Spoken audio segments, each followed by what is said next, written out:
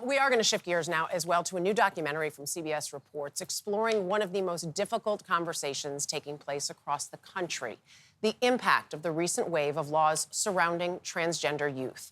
A Nation in Transition visited 3 states that have policies and laws affecting transgender minors that some say could put them at risk. These children do not need these medical procedures as children to be able to flourish as adults. In just the last couple of years, there's been a wave of rhetoric and new laws targeting the lives and care for trans youth. Tennessee families with kids who identify as trans are facing some really tough decisions right now. The district could become the first in the state to implement a controversial gender reporting policy. This is a forced outing policy. CBS Reports sent 3 CBS News correspondents to 3 key states of a nation in transition. We were constantly living under the threat, and we had to leave. I mean, they're not listening to medical experts. It's just infuriating. To explore the impact on youth and their communities. Does it ever get old seeing pride flags here? No. And examine the difficult conversations rippling across the country. They feel that you're pushing them back into the closet by doing this. They're not getting them the right kind of help. And I think that's very dangerous. I wish that it was a world where, we could just be like, hey, I'm trans, and not having that be a big deal. These are students who are just trying to exist and thrive and go about their lives like every other student is. It is a really, really powerful report. As you just saw, CBS News' Manuel Bojorquez went to Tennessee. Manny is with us now. Manny, the laws are there in Tennessee. You talked to a transgender youth there. What did they tell you about how those laws are affecting them? That's right. This is LW and her family. She's 15 years old, a sophomore in high school.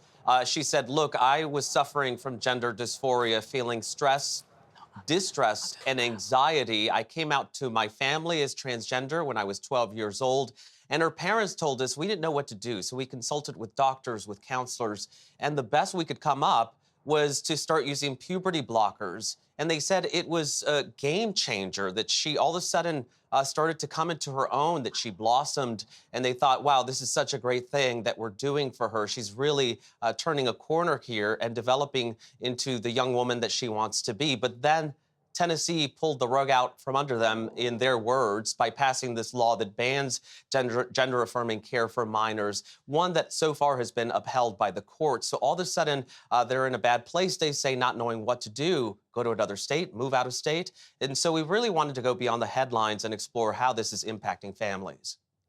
Manny, you asked the Attorney General of Tennessee about the American Medical Association's statement that laws like this can have tragic consequences, like the heightened risk of suicide. And so how did he respond?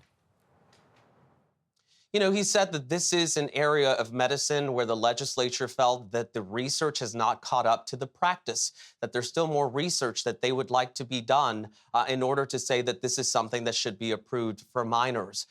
So he pointed to Europe, for example, where some countries have pulled back or restricted the use of gender-affirming care for minors. But we pointed out to him that those countries have not banned it altogether. And he said, look, this is just what we have decided to do in this state. He equated it to assisted suicide, for example, which is also legislated by legislatures throughout the country.